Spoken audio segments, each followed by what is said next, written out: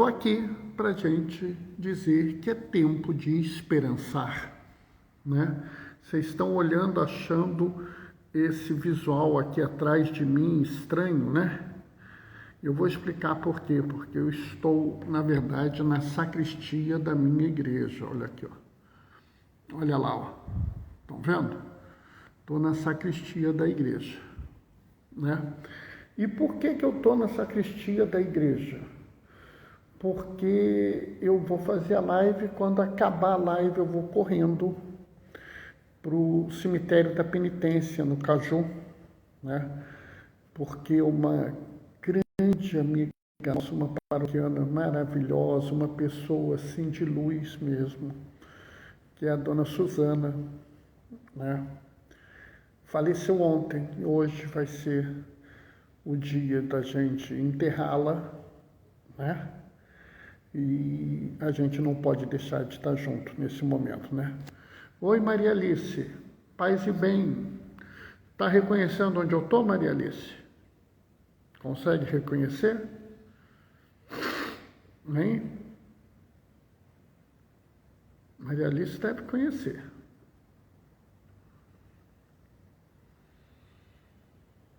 Bom, nós vamos aqui fazer esse primeiro momento, o momento que as pessoas chegam. Boa tarde, paz e bem. Paz e bem, Maria Alice. Não está reconhecendo, Maria Alice? Vou te dar uma pista, vamos ver se você reconhece agora. Espera aí, deixa eu trocar a câmera. Notou? Descobriu onde eu estou, Maria Alice?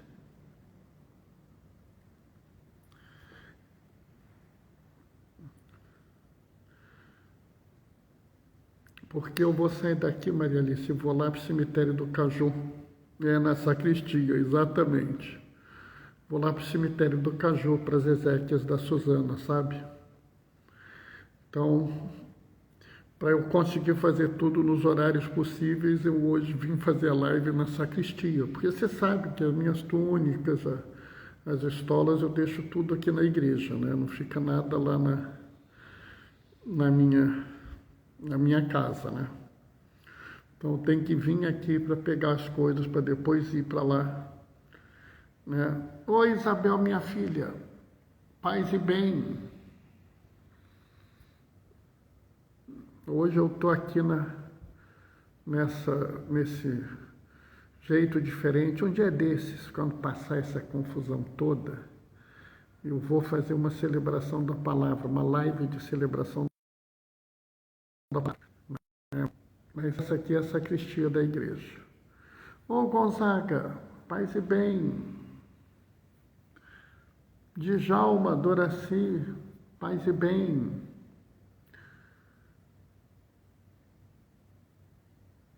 Você já soube que o seu Antônio quebrou a perna? Tô sabendo não, Maria Alice. Eu estou tão afastado do WhatsApp esses dias, com um monte de coisa para resolver. Ontem eu quase não vi meu WhatsApp. Ah, meu Deus do céu. Seu Antônio Cabral quebrou a perna, é isso? Ô Zé Gonzaga. Não é? Vocês não estranhem não, tá, pessoal? Eu estou na sacristia da igreja, ó. Ali é a nave central da igreja, estão vendo, ó? Eu estou aqui na sacristia porque eu vou sair daqui direto para o cemitério do Caju, cemitério da penitência no Caju, né? Ah, ele está no Miguel Couto, fratura de fêmur.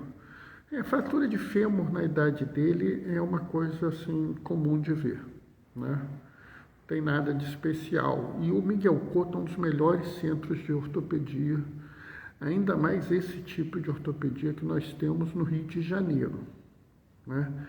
Mas a gente tem que rezar, né? Seu Cabral não é um homem novo, então a gente tem que rezar por ele, né? Vamos todos rezar por ele.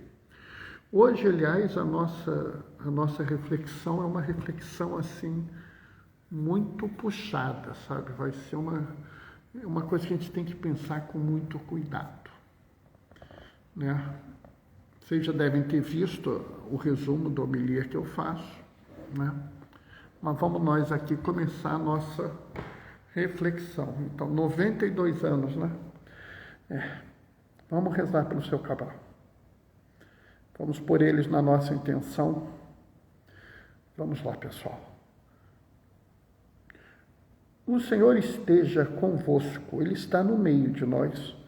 Proclamação do Evangelho de Jesus Cristo, segundo Marcos.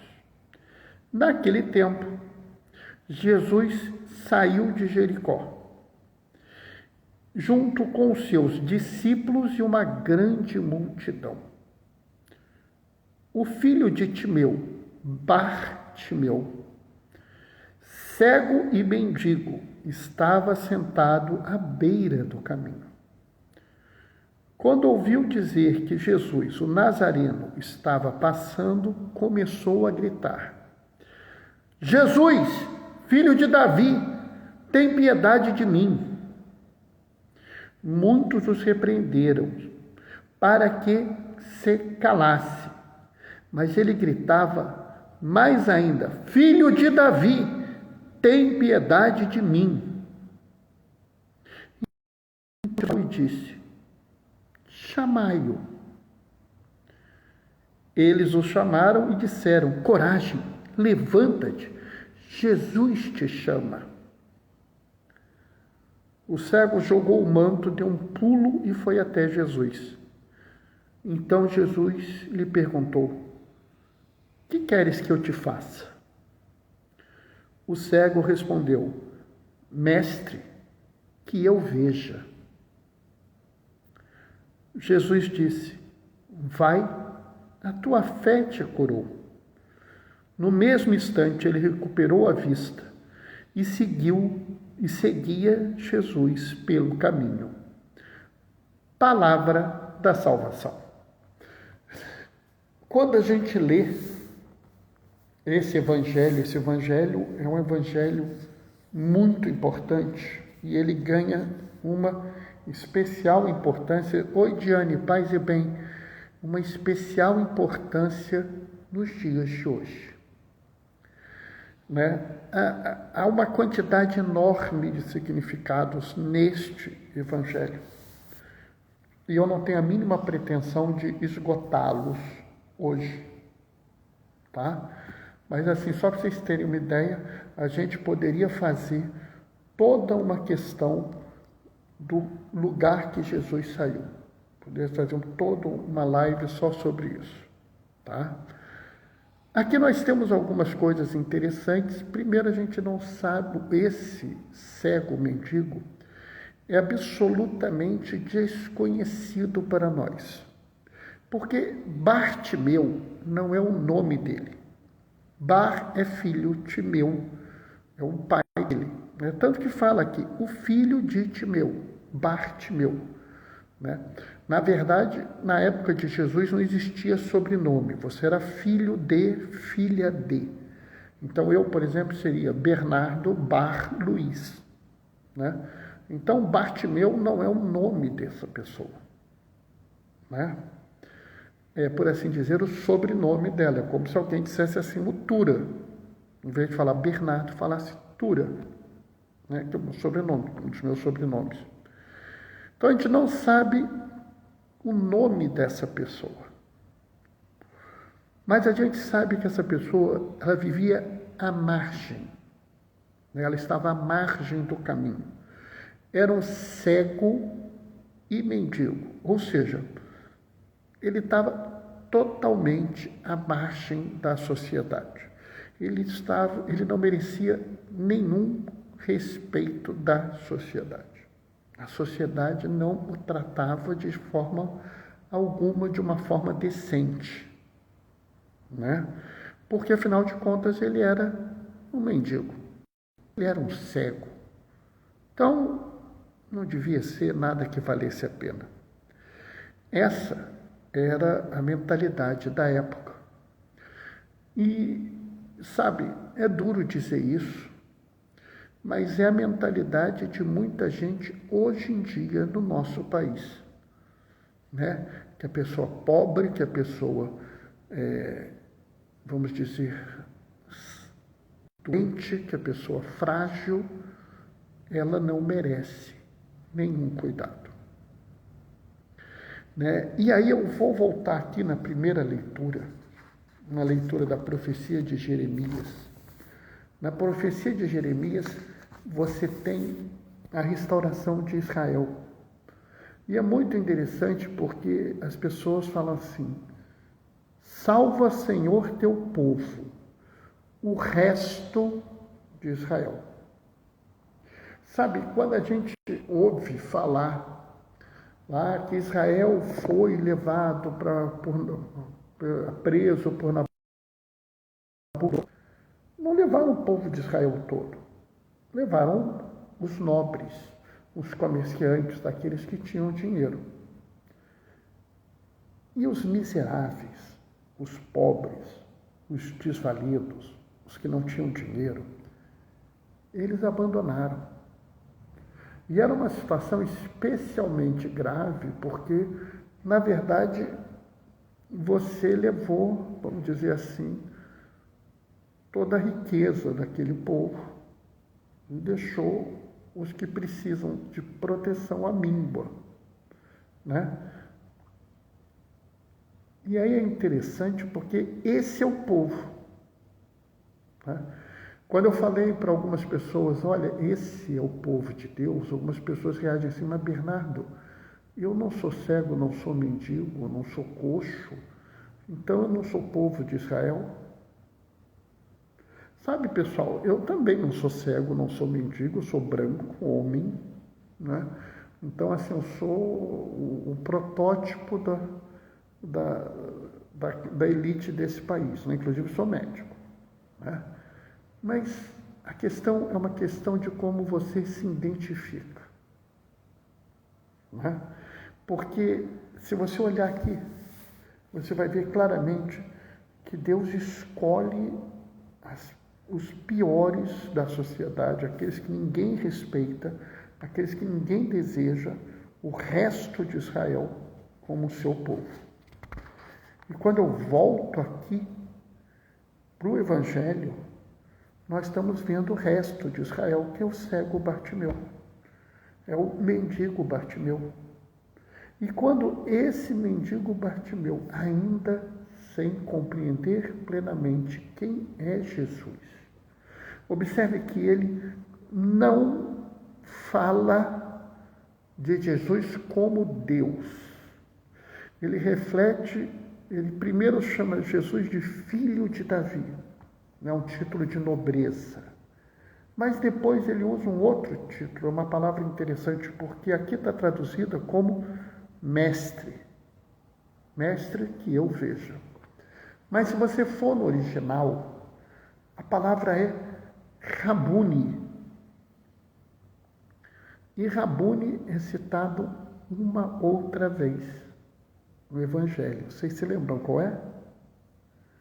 Exatamente quando Maria Madalena encontra Jesus, ela fala Rabuni. Né?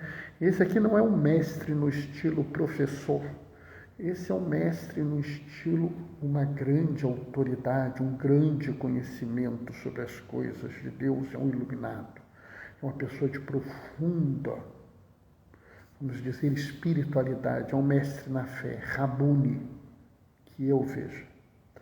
Mas, antes disso, você vê duas reações possíveis com o resto de Israel.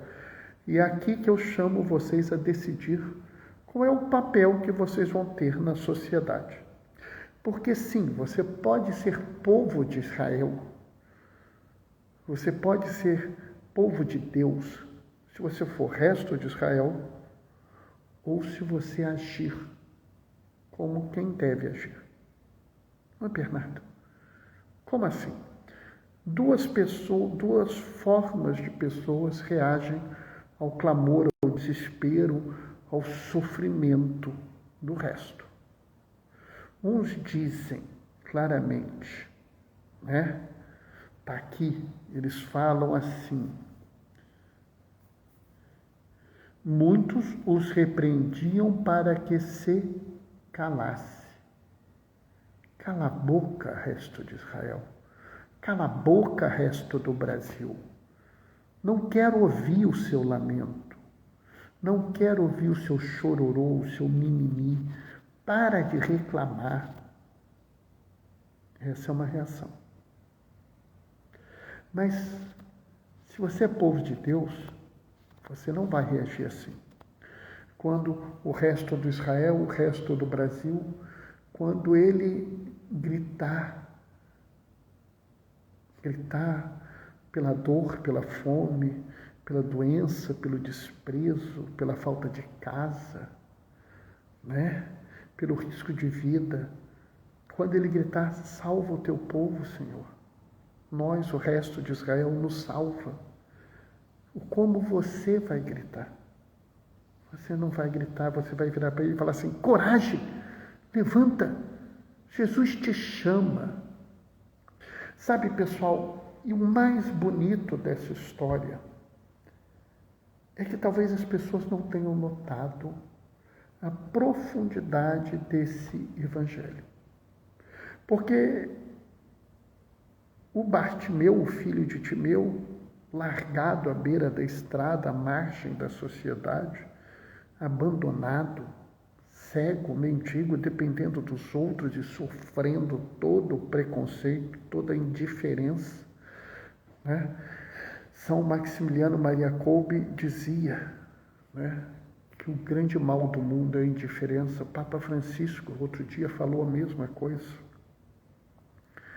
E a gente olha e vê que Jesus vira e fala assim, chamai-o. Vejam, observem bem o que Jesus fez nesse primeiro movimento. Chamai-o. Ele que estava à margem, lá no canto, na periferia, chamai-o. Obrigou aquelas pessoas. Oi, Rosemary, paz e bem. Obrigou aquelas pessoas que estavam aqui no centro da sociedade, seus discípulos que estavam se sentindo os melhores dos melhores, os reis da cocada preta, a ir à periferia. Viram? Chamai-o. Alguns devem ter olhado e falado assim, quê? Eu vou dar ouvido para esse mimimi desse pobre aí, aquele pobre que é de desgraça, está sugando o nosso dinheiro. Mas alguns não, alguns foram lá, coragem, coragem, Jesus te chama, vem para o meio. Eles é o primeiro movimento de restaurar a dignidade da pessoa. Ele não está mais à margem, ele vem para o meio. Você traz aquele que está execrado, abandonado, largado, aquele que está em risco de ser morto, de morrer de fome, de sede, de doença, de desespero, de frio, morrer da chuva, sei lá. Você traz ele para o meio. Traz ele para o meio e é muito interessante porque vários hoje, pessoas fizeram a sua homilia em torno da frase que eu veja. Que é uma frase importante, que eu não estou discutindo a grandeza dessa frase, mas tem uma frase para mim que é mais importante do que essa. É a frase anterior. Que queres que eu faça? Né? Ele vira para ele e fala assim, o que queres que eu faça? Ora, Jesus é Deus, e mesmo limitado pela sua forma humana, os limites da forma humana, né? Como está aqui em Hebreus fala claramente isso, Jesus assumiu a forma humana, com suas dificuldades, suas fraquezas, seus limites. Mas mesmo com todo o limite de um ser humano, se eu conheço alguém que é cego, o que eu espero que esse cego queira? Bernardo, é óbvio, se ele é cego e pode pedir qualquer coisa, ele vai pedir para ver. Perfeito, concordo. Então, por que Jesus pergunta, que queres que eu te faça? Por quê? Porque ele preza a dignidade dessa pessoa.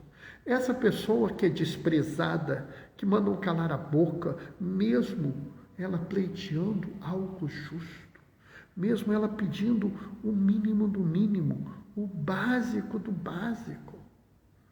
Ele não pede nada a Jesus a não ser piedade. Né? Mas as pessoas mandam, cala-te, você não merece ser ouvido, você não deve perturbar o mestre, você não vale nada, passa fome, passa sede, fique doente, não nos perturbe. Olha o tamanho desprezo com o resto de Israel. E eu lamento dizer, nós vivemos o mesmo desprezo hoje com o resto do Brasil.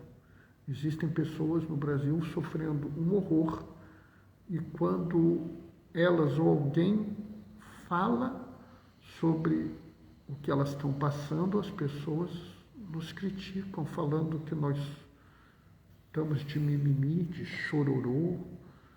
Alguns até assim usam termos mais chulos, mais grossos, que eu não vou repetir aqui porque não é o meu objetivo. Não quero chocar ninguém.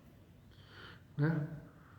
Por que muitos padres não pregam como você o evangelho da dignidade? Não sei, Rosemary, não sei. Eu não tenho a mínima ideia. Assim, eu diria que eu prego o que eu vivo. Né? Hoje nós estamos, inclusive, celebrando o dia da missão. Né? E missão é reconhecer a dignidade do ser humano, é dar exemplo, é mostrar ao mundo que é seguir Jesus. Por que outros padres não pregam? Não sei. Né?